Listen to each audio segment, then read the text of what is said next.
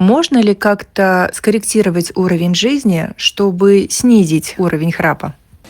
Отличный вопрос. Из-за громкого храпа многие пары спят в разных комнатах, что вредит отношению в семье.